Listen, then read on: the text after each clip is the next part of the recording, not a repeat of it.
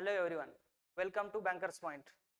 2 दिवसांपूर्वी आपण RRB PO आणि RRB क्लर्क अशा 2 नोटिफिकेशन बघितले. त्याच्यानंतर आपण ॲडव्हर्टाइजमेंटचे एक व्हिडिओ टाकितला ज्याच्यामध्ये आपण डिटेल ॲडव्हर्टाइजमेंट बद्दल इन्फॉर्मेशन सांगितलेली आहे. त्याच्यानंतर सध्या जे नवीन स्टुडंट आहेत त्यांचे काही असे क्वेश्चन येतात की सर RRBचा पॅटर्न कसा, तो अदर एक्झाम पेक्षा वेगळा कसा.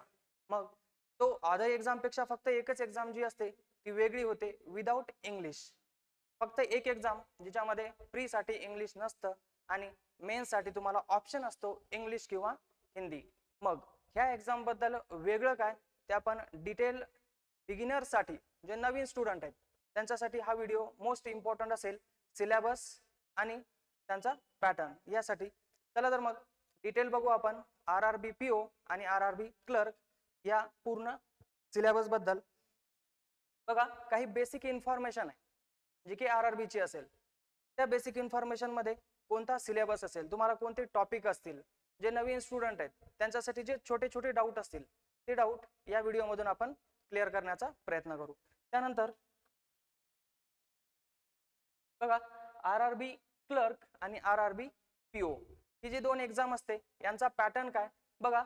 लॉजिकल रिझनिंग, त्याच्यानंतर न्यूमरिकल ॲबिलिटी असे हे 2 सब्जेक्ट असतील प्री साठी. त्यांचे क्वेश्चन असतील 40 क्वेश्चन.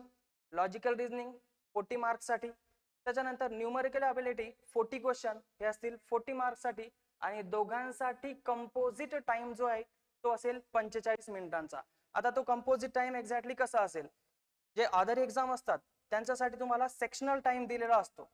तो सेक्शनल टाइम जो आहे तो एका पूर्ण सेक्शन मध्ये 20 मिनिटांचा एक सेक्शन असेल. त्या 20 मिनिटांच्या सेक्शन मध्येच तुम्हाला तो एक सब्जेक्ट पूर्ण सॉल्व्ह करावा लागतो. पुढचा सब्जेक्ट चालू करता येत नाही. पण RRB ला तसं नाहीये.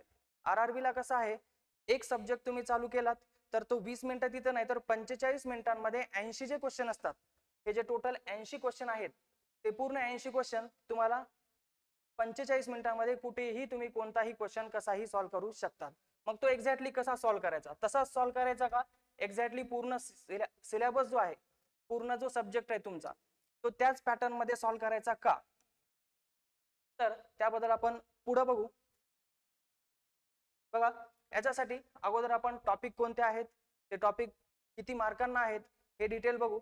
याच्यामध्ये बघा, लॉजिकल रिझनिंग जो पेपर आहे तो मेन्सला, जो प्रीला आहे तो मेन्सला कसा. लॉजिकल रिझनिंग मेन्सला असेल 40 क्वेश्चन असतील, मार्क्स असतील 50. त्याच्यानंतर जनरल अवेअरनेस जो आहे ते 40 क्वेश्चन असतील, मार्क्स असतील 40. त्याच्यानंतर न्यूमरिकल ॲबिलिटी म्हणजेच क्वांटिटेटिव्ह ॲप्टिट्यूड, त्याचे 40 क्वेश्चन असतील तुम्हाला 50 मार्कांसाठी. त्याच्यानंतर इथं जो आहे तो मेन्सला चेंजेस जे आहेत ते फक्त तुम्ही इंग्लिश किंवा हिंदी दोन्हीपैकी एक लँग्वेज तुम्ही तिथं सिलेक्ट करू शकता. म्हणजे एक पेपर तुम्ही तिथं देऊ शकता. जर तुम्हाला इंग्लिश द्यायचं असेल तर तुम्ही इंग्लिश देऊ शकता. जर तुमचं इंग्लिश वीक असेल तर फक्त एकाच एक्झाम साठी एक्सेप्शनल आहे, जे म्हणजे इथं तुम्ही हिंदी यूज करू शकता. त्यानंतर ज्या अदर बँकिंगच्या एक्झाम आहेत त्यांच्यासाठी तुम्हाला इंग्लिश मस्ट जे ते कंपल्सरी असेल. त्याच्यानंतर कम्प्युटर नॉलेज पेपर, कम्प्युटरचा पेपर जो आहे तो टोटल 40 क्वेश्चन असतात आणि यांच्यासाठी मार्क्स असतात 20. आणि असा तुमचा टोटल 200 मार्कांचा पेपर असेल. 200 मार्कांचा हा असेल तुमचा मेन्सचा पेपर.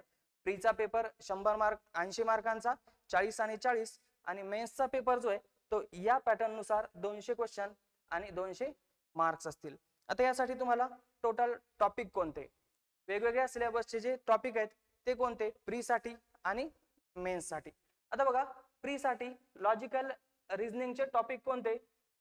सर्वात मोस्ट इम्पॉर्टंट जो आहे तो सिटिंग अरेंजमेंट. यासाठी प्री साठी तुम्हाला कमीत कमी 10 मार्कांसाठी हा सिटिंग अरेंजमेंट येतो आणि मेन्स साठी 10 ते 15 मार्कांसाठी सिटिंग अरेंजमेंट येतो. हा जो टॉपिक आहे तो लॉजिकल रिझनिंग मध्ये सर्वात इम्पॉर्टंट टॉपिक मानला जातो. त्याच्यानंतर पझल. सिटिंग अरेंजमेंटच्या नंतर सर्वात इम्पॉर्टंट मानला जाणारा टॉपिक तो म्हणजे पझल. प्री साठी येतो 5 ते 10 मार्कांसाठी आणि मेन्स साठी येतो 10 ते 15 मार्कांसाठी. डिपेंड आहे की सिटिंग अरेंजमेंट किती आणि पझल किती, दोन्ही कंबाईन मिळून 15 ते 20 मार्कांसाठी तुम्हाला मेन्सला 20 ते 25 मार्कांसाठी हे 2 टॉपिक येऊ शकतात. तर हे दोन टॉपिक तुम्हाला प्री आणि मेन्स साठी सर्वात मोस्ट इम्पॉर्टंट असतील. त्यानंतर कोडिंग डिकोडिंग. कोडिंग डिकोडिंग जो आहे तो प्रीचा वेगळा असेल आणि मेन्सचा वेगळा. का तर मेन्स मध्ये कोडिंग डिकोडिंगचा पॅटर्न वेगळा असेल आणि प्री मध्ये कोडिंग डिकोडिंगचा पॅटर्न वेगळा असेल. एक प्री लेवल, त्यानंतर मेन्स लेवल. त्यानंतर इनइक्वालिटी म्हणजेच आपण याला कंपॅरिझन ऑफ रँक म्हणतो. हा टॉपिक असेल प्री साठी 5 मार्कांचा आणि त्यानंतर मेन्स साठी सुद्धा तुम्हाला कोडेड कंपॅरिझन ऑफ रँक येऊ शकतं. ते म्हणजे किती तर ते 5 मार्कांसाठी. त्यानंतर सिलॉलिझम. सिलॉलिझम हा टॉपिक सुद्धा तुम्हाला 5 मार्कांसाठी असेल, प्री असेल किंवा मग मेन्स असेल. त्यानंतर ब्लड रिलेशन 2 किंवा 3 मार्कांसाठी तुम्हाला प्री लेवल असेल ब्लड रिलेशन. त्यानंतर ब्लड रिलेशन मेन्सला येतं का तर हो, blood relation mix puzzle, blood relation mix sitting arrangement हा जो पॅटर्न आहे तो तुम्हाला मेन्सला येऊ शकतो. त्यासाठी हा सुद्धा टॉपिक मोस्ट इम्पॉर्टंट असेल. त्याच्यानंतर डायरेक्शन सेन्स म्हणजेच distance and direction. Direction sense येतो 2 मार्कांसाठी प्री साठी आणि मेन्सला तो आला तर कोडेड डायरेक्शन येईल किंवा मग नाही सुद्धा येणार. प्रीचा इझी सिलेबस असेल आणि मेन्सचा थोडासा लेवल इन्क्रीज केलेली असेल त्या दोन्हीमध्ये. त्यानंतर इनपुट आउटपुट. मागच्या 3 वर्षांपासून इनपुट आउटपुट हे प्री लेवलला बघायला भेटलेलं नाहीये, पण जी सिंगल एक्झाम असते सिंगल एक्झाम मध्ये आपण इनपुट आउटपुट बघितल्या गेलंय मागच्या वर्षी. त्यानंतर मिसलेनियस एखाद्या 2 मार्कांसाठी मिसलेनियस हा टॉपिक येतो. वर्ड बनवायचे असतात किंवा पेअर तयार करण्यासाठी असतात. ते जे असतात ते एखाद्या 2 टॉपिक साठी मिसलेनियस हा टॉपिक येतो. हा जो पूर्ण पॅटर्न आहे तो प्रीला सुद्धा असेल आणि मेन्सला सुद्धा असेल, म्हणजे दोन्ही ठिकाणी हा पॅटर्न अवेलेबल असेल. त्यानंतर शिल्लक असणारे जे टॉपिक आहेत ते प्रीला येतात का, हे टॉपिक तुम्हाला प्रीला अवेलेबल नसतात. हे टॉपिक फक्त मेन्सला अवेलेबल असतात. ते कोणते, प्रीला हे पूर्ण, त्यानंतर मेन्सला लेवल इन्क्रीज करून हे एवढे टॉपिक पूर्ण. त्यानंतर डेटा सफिशियन्सी हा टॉपिक मेन्सला येतो 1 ते 2 मार्कांसाठी. त्यानंतर स्टेटमेंट अझम्पशन हा सुद्धा टॉपिक तुम्हाला मेन्स साठी 2 मार्कांसाठी येतो. त्यानंतर स्टेटमेंट आर्ग्युमेंशन सुद्धा तुम्हाला 2 ते 3 मार्कांसाठी येतं. त्यानंतर statement conclusion, statement of action and reasoning passage and conclusion म्हणजेच आपण त्याला एलिजिबिलिटी टेस्ट असं सध्या म्हणतो. तर हे टॉपिक तुम्हाला फक्त मेन्स साठी अवेलेबल असतील, प्री साठी अवेलेबल नसतील. तर हा पूर्ण सिलेबस जो आहे तो प्री आणि मेन्स हा लॉजिकल रिझनिंगचा सिलेबस असेल. त्यानंतर न्यूमेरिकल ॲबिलिटी म्हणजेच क्वांटिटेटिव्ह ॲप्टिट्यूड. यासाठी बघा सिम्प्लिफिकेशन प्री साठी येतं 5 ते 10 मार्कांसाठी. डिपेंड आहे सोबत मिसलेनियस आलेला आहे का, जर अप्रॉक्सिमेशन आलेलं आहे का. जर सिम्प्लिफिकेशन 5 मार्कांसाठी आलंच तर सोबत 5 मार्कांसाठी अप्रॉक्सिमेशन सुद्धा येऊ शकतं, किंवा जर सिम्प्लिफिकेशन 10 मार्कांसाठी आलंच तर अप्रॉक्सिमेशन हे येणार नाही, किंवा सिम्प्लिफिकेशन आलंच नाही तर अप्रॉक्सिमेशन हे 10 मार्कांसाठी येतं. तर हे जे 2 टॉपिक मिळून आहेत तर हे 2 टॉपिक तुम्हाला प्री लेवलला 10 मार्कांसाठी अवेलेबल असतील. डिपेंड आहे की पॅटर्न कसा आहे. एखाद्या वेळेस जर का पॅटर्न थोडासा लेंदी बनवला तर हे 2 टॉपिक पैकी एक टॉपिक फक्त 5 मार्कांसाठी येऊन जाईल. त्यानंतर मिसिंग नंबर सिरीज आणि रॉंग नंबर सिरीज. डिपेंड आहे की पेपरला कोणती सिरीज आलेली आहे. एखाद्या वेळेस पेपर जर इझी लेवल असेल तर त्यासाठी मिसिंग नंबर सिरीज असेल, आणि जर पेपर थोडासा मॉडरेट लेवल मध्ये असेल तर त्यासाठी रॉंग नंबर सिरीज असेल, किंवा शिफ्ट वाईज सुद्धा चेंजेस होतात. तर मिसिंग नंबर आणि रॉंग नंबर सिरीज हे दोन्हीपैकी एक हे तुम्हाला 5 मार्कांसाठी असेल. त्याच्यानंतर डेटा इंटरप्रिटेशन DI मध्ये एक्झॅक्टली किती टॉपिक म्हणजे किती पॅटर्न येतात तर बघा DI साठी तुम्हाला बार ग्राफ, त्याच्यानंतर लाईन ग्राफ, त्याच्यानंतर पाय चार्ट, त्याच्यानंतर टॅब्युलर DI, त्याच्यानंतर केसलेट DI आणि त्याच्यानंतर मिसिंग DI. हा जो पॅटर्न आहे तो प्री आणि मेन्स हा दोन्हींचा मिळून आहे. प्री साठी असेल तर थोडीशी इझी लेवल असेल, मेन्स साठी असेल तर थोडीशी लेंदी किंवा मॉडरेट लेवल मध्ये हा DI चा टॉपिक येईल. हा टॉपिक असेल तुम्हाला टोटल 10 मार्कांसाठी DI. त्याच्यानंतर सिंपल अँड कंपाऊंड इंटरेस्ट 1 ते 2 क्वेश्चन येतील. त्यानंतर रेशिओ अँड प्रपोर्शन 1 ते 2 क्वेश्चन येतील. त्यानंतर problem on edges, average time and work, time and distance, हे जे टॉपिक आहे ते तुम्हाला 1 ते 2 क्वेश्चन हे प्री लेवल आणि मेन्सला सुद्धा अवेलेबल असतील. त्यानंतर percentage, profit and loss, quadratic equation आणि मेन्सुरेशन.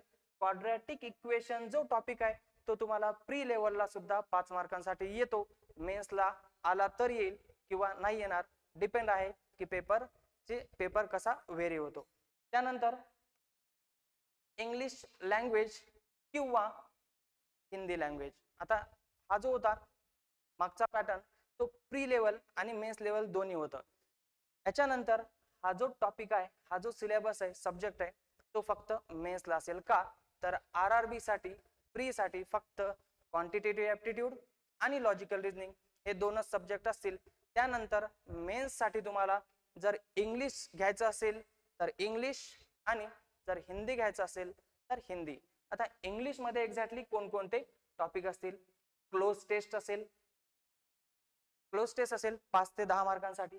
त्यानंतर रीडिंग कॉम्प्रिहेशन हा तुम्हाला कंपल्सरी 10 मार्कांसाठी टॉपिक येतोच. यामध्ये टोटल पॅसेज वर तुम्हाला डिपेंड असतील क्वेश्चन, सिनोनिम्स अँड अँटोनिम्स. त्यानंतर फिल इन द ब्लँक्स मध्ये 2 पॅटर्न असतील. त्याच्यामध्ये बघा पॅराग्राफ कंप्लीशन असतील आणि fill in the blanks single filler आणि डबल फिलर हे इंग्लिश मध्ये असेल. त्यानंतर सेंटेन्स करेक्शन सुद्धा तुम्हाला करायचं असेल. त्यानंतर वर्ड स्वाईप असतील, हा जो पॅटर्न असेल हा टॉपिक असेल. त्यानंतर पॅराजंबल 5 मार्कांसाठी, मिसलेनियस आणि हे सिनोनिम्स आणि अँटोनिम्स हे रीडिंग कॉम्प्रिहेन्शन मध्ये तुम्हाला 2 मार्कांसाठी इच, म्हणजे जवळपास 3 ते 4 मार्कांसाठी तुम्हाला हे 2 अवेलेबल असतील. त्याच्यानंतर स्पॉटिंग एरर हा 5 ते 10 मार्कांसाठी तुम्हाला प्री प्लस मेन्स म्हणजेच इथं मेन्सला अवेलेबल असेल. त्यानंतर fill in the blanks with a suitable word म्हणजेच वर्ड स्वॅप, किंवा तुम्हाला एखादा पॅराग्राफ दिलेला असेल त्यामध्ये तुम्हाला ऑप्शन असतील, ते वर्ड तुम्हाला तिथं फिल करावे लागतील. त्यानंतर double blank in a sentence, same single filler आणि डबल फिलर. हा जो पूर्ण पॅटर्न आहे, हा पूर्ण सिलेबस हा तुम्हाला इंग्लिश साठी अवेलेबल असेल, RRB क्लर्क आणि RRB PO मेन्स साठी. त्यानंतर जर का तुम्ही हिंदी लँग्वेज सिलेक्ट केलात, हिंदी मधून जर तुम्हाला द्यायचा असेल हिंदी हा सब्जेक्ट, तर त्यासाठी काय असेल, गद्यांश म्हणजेच पॅराग्राफ. जसा इंग्लिशचा रीडिंग कॉम्प्रिहेन्शन असतो तसाच हा गद्यांश हा तुम्हाला, जर तुमचं हिंदी व्यवस्थित असेल तरच तुम्ही इथं हिंदी यूज करू शकता, हिंदी चूज करू शकता. नाहीतर जर हिंदीच तुमचं व्यवस्थित नाहीये आणि तुम्ही हिंदी चूज करून बसलात तर तुम्हाला जेवढे इंग्लिश मध्ये येतील तेवढे सुद्धा हिंदी मध्ये येणार नाही. त्यासाठी थोडासा विचार करून आत्तापासूनच एक्झॅक्टली तुम्हाला कोणता सब्जेक्ट सोपा जातो. जर तुम्हाला इंग्लिश थोडंसं व्यवस्थित असेल तुमचं तर तुम्ही तिथून इम्प्रूव्ह करू शकता, आणि हिंदी जर असेल तर हिंदी सुद्धा इम्प्रूव्ह करू शकता. पण हिंदी इम्प्रूव्ह केल्याच्या नंतर हा तुम्हाला फक्त एकाच एक्झाम साठी सुटेबल असेल. त्यानंतर तुम्हाला जर इंग्लिश इम्प्रूव्ह केला तर अदर बँकिंगच्या ज्या पूर्ण एक्झाम आहेत त्या तुम्हाला इंग्लिश तिथं हेल्पफुल ठरेल. आणि बँकिंग मध्ये इंग्लिश हा मोस्ट इम्पॉर्टंट टॉपिक मानला जातो, सिलेबस मानला जातो. का? कारण ज्यांचं इंग्लिश चांगलं आहे ते स्कोर जास्त करतील. कारण बाकीचे जे सब्जेक्ट असतील ते कसे असतील, एखादा ऍव्हरेज असेल, एखादा स्ट्रॉंग असेल, पण इंग्लिश एकदम वीक असेल तर तुम्हाला बाकीच्या सब्जेक्टवर इंग्लिशचा लोड पडतो, त्यामुळे तुमचा तिथं स्कोर होऊ शकत नाही. पण इंग्लिश जर स्ट्रॉंग असेल तर तुमचा बाकीच्या सब्जेक्टवर लोड पडणार नाही. तुम्ही ऍव्हरेज म्हणून जरी केलात तरी तुमचा स्कोर व्यवस्थित येऊन जातो. त्यासाठी तुम्हाला इंग्लिशवर सुद्धा चांगलं लक्ष देणं आवश्यक आहे. त्यानंतर हिंदी जर व्यवस्थित असेल तर त्यासाठी गद्यांश म्हणजेच पॅराग्राफ असेल, 10 मार्कांसाठी असेल.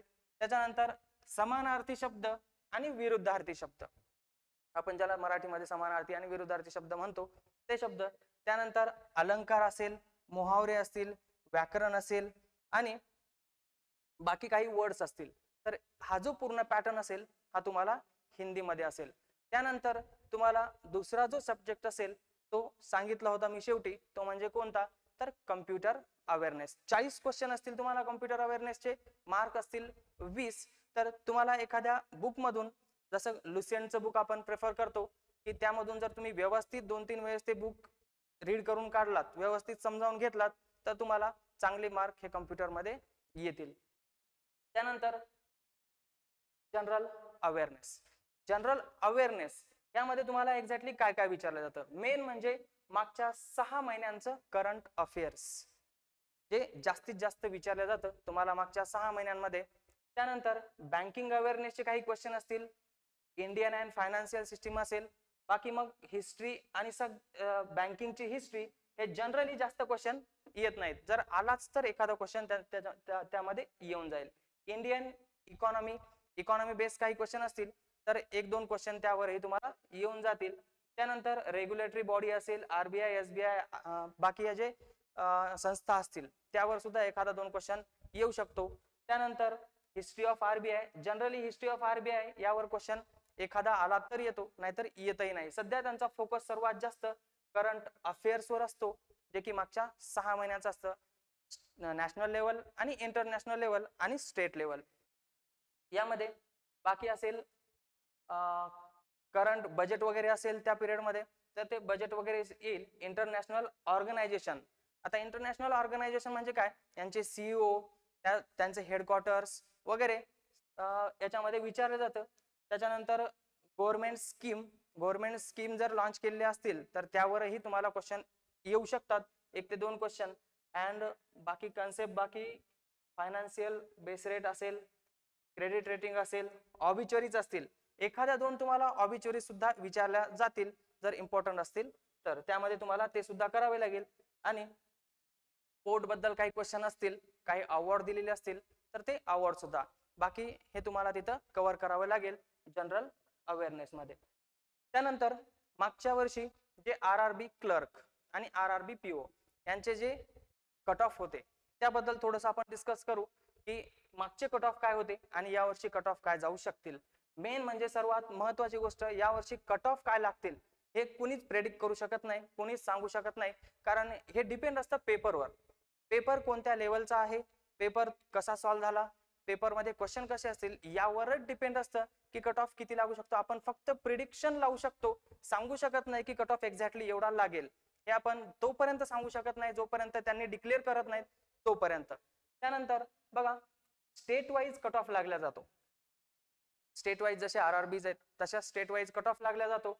बघा मागच्या वर्षी आयबीपीएस आरआरबी क्लर्क प्री 2021 चा जो कट ऑफ आहे, 2021 चा कट ऑफ महाराष्ट्र जनरलचा होता 72.75 अँड ओबीसी होता 72.75. हा सेम असतो कट ऑफ, 1-2 मार्कांचा कास्ट वाईज इकडे तिकडे जाऊ शकतो.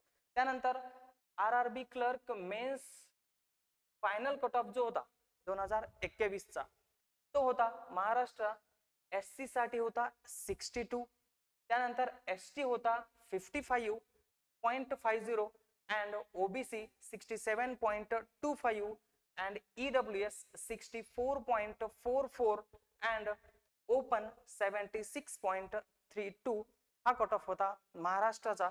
त्यानंतर आयबीपीएस आरआरबी पीओ साठी प्रीचा जो कट ऑफ होता तो प्रीचा कट ऑफ ओपन साठी होता 53.75, ओबीसी होता 53.75 म्हणजेच सेम कट ऑफ होता. त्यानंतर एसटी चा थोडासा वेगळा लागला होता जो की जनरली कमीच असतो एसटी चा 49.25 हा कट ऑफ होता आरआरबी पीओ प्री. त्याच्यानंतर आयबीपीएस आरआरबी पीओ मेन्स हा जो कट ऑफ होता तो होता ओपन साठी 80.13 हा पर्सेंटाइल मध्ये असतो. त्यानंतर एससी साठी 80.13 म्हणजेच सेम कट ऑफ होता. ईडब्ल्यूएस साठी सुद्धा 80.13 अँड ओबीसी 80.13 हा सर्व सेम कट ऑफ लागलेला होता जो की मेन्सचा होता. त्यानंतर एसटी साठी जो कट ऑफ आहे तो 55.15 जो की जनरली एसटी साठी नेहमीच कट ऑफ जो आपण बघत आलोय तो एसटी साठीचा कट ऑफ कमीच असतो. त्यानंतर हा टोटल डिस्कशन जे होतं ते सिलेबस, त्यानंतर एक्झामचा प्री लेवलचा पॅटर्न, त्यानंतर मेन्स लेवलचा पॅटर्न, त्यानंतर मागचे काही कट ऑफ बघितले जे की नवीन स्टुडंटसाठी माहिती नसतात. बाकी ओल्ड स्टुडंट जे आहेत त्यांना जनरली ह्या गोष्टी सर्व माहिती असतात. फक्त हा जो व्हिडिओ आहे तो आपण नवीन स्टुडंटसाठी मेन प्रेफर केलेला आहे. त्यानंतर जो आहे तो तुम्हाला एक्झाम मध्ये टाइम मॅनेजमेंट कसा करावा लागतो, टाइम मॅनेजमेंट हा मोस्ट इम्पॉर्टंट असतो. प्री लेवल असेल, मेन्स लेवल असेल, कोणतीही असेल, कारण आपल्याला क्वेश्चन भरपूर येतात, व्यवस्थित क्वेश्चन सॉल्व्ह करता येतात, पण ते विदिन अ टाइम मध्ये येतात का, यावर तुमचा रिझल्ट डिपेंड करतो. मग त्यासाठी तुम्हाला टाइम मॅनेजमेंट हे व्यवस्थित करावं लागतं. आणि ते टाइम मॅनेजमेंट करते वेळेस तुम्हाला सर्वात जास्त मॉक टेस्ट वर फोकस करावा लागतो. जसं आतापासून जर मॉक टेस्ट व्यवस्थित तुम्ही दिलात, मॉक टेस्ट सोबत सोबत तुम्हाला कोणता सेक्शन किती वेळा सॉल्व्ह झाला आणि तो किती वेळामध्ये सॉल्व्ह करायला हवा होता, हा जो पॅटर्न आहे तो तुम्हाला तिथं व्यवस्थित लिंक लागण्यासाठी आवश्यक आहे. नाहीतर काय असणार, 45 मिनिटांचा प्री लेवलचा टाइम आहे, तुम्ही 35-30 असे मिनिटं जर एका सब्जेक्टला दिलात, तर बाकीचा जो सब्जेक्ट असेल, दुसरा जो सब्जेक्ट असेल, तो सब्जेक्ट तुमचा मागे राहून जाईल आणि एका सब्जेक्ट मधून आपण कधीच कोणताच रिझल्ट काढू शकत नाही. त्यासाठी सेक्शनल जो टाइम नसेल तरी सुद्धा तुम्हाला सेक्शनल टाइम त्यासाठी ठरवून तुम्हाला त्या पॅटर्न मध्ये क्वेश्चन सॉल्व्ह करावे लागतील. एक पॅटर्न तुम्हाला बघावं लागेल की तुम्हाला किती वेळामध्ये कोणता क्वेश्चन सॉल्व्ह करायचा आहे. हा जो आहे तो टाइम मॅनेजमेंट तुम्हाला मॉक टेस्ट मधून करायचा आहे. आणि सर्वात जास्त मॉक टेस्ट वर फोकस, आणि मॉक टेस्ट दिल्याच्या नंतर त्याला सोडून तसंच द्यायचं नाही, त्याचं एक्झॅक्टली अनालिसिस तुम्ही जोपर्यंत करत नाही तोपर्यंत तुम्हाला मॉक टेस्टचा कोणताच फायदा होणार नाही. त्यासाठी मॉक टेस्ट देते वेळेस किती वेळामध्ये कोणता क्वेश्चन सॉल्व्ह करायचा, त्याच्यासाठी कोणते शॉर्टकट असतील, तो कशा पॅटर्न मध्ये सॉल्व्ह करायचा, ह्या सर्व गोष्टी ज्या आहेत त्या आपण नंतर डिस्कस करू. बाकी बिगिनर साठी जो काही असेल तर हेल्पफुल असेल. बाकी काही डाऊट असतील तर बघा स्क्रीन समोर तुम्हाला नंबर आहे, किंवा तुम्ही कमेंट बॉक्स मध्येही कोणताही क्वेश्चन विचारू शकतात. थँक्यू.